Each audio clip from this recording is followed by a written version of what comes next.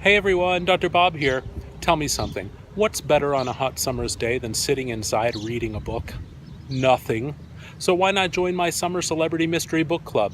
Every month I'll read a celebrity mystery book and tell you all about it. Well, so I guess you don't have to read it after all. Anyway, this month's book is Walt Disney's Annette and the Desert Inn Mystery. Are you ready? Let's go! We're on vacation, having lots of fun.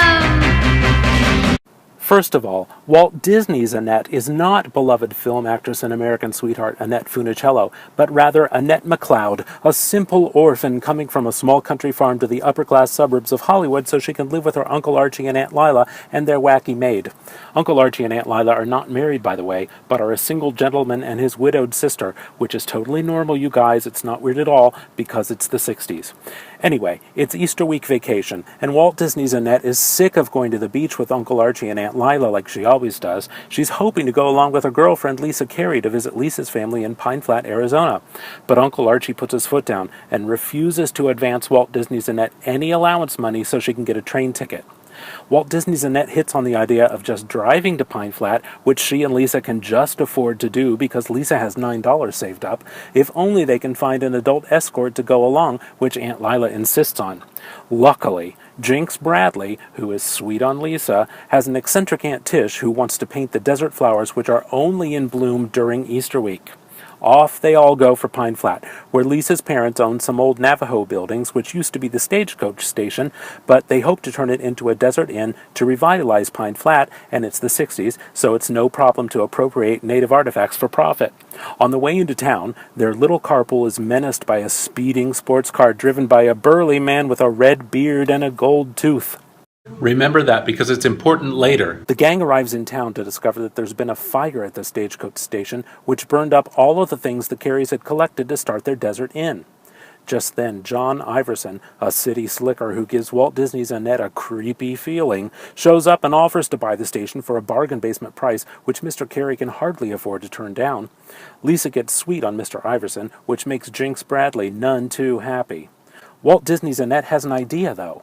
Instead of an inn, why not turn the stagecoach station into an antique shop, using all of the antiques the Careys just happen to have stowed up in their attic?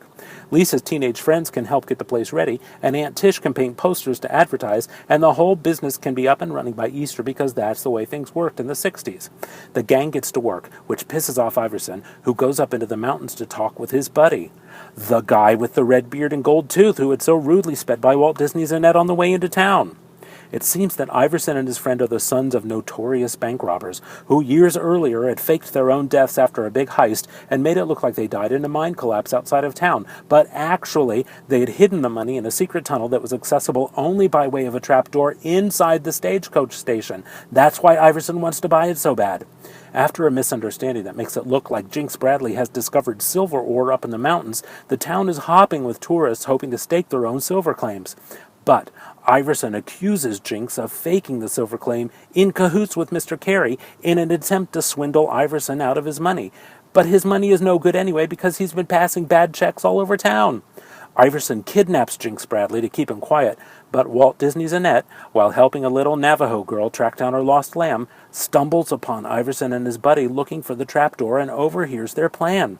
She sends the little girl to fetch the sheriff and uses her Walt Disney Annette powers to foil the no-goodniks, and everything turns out swell because, spoiler alert, Jinx and Annette used the reward money they got from discovering the stolen loot to help fund the Careys' new antique store. Thanks for reading. We'll be back again next month with another celebrity mystery book. Bye!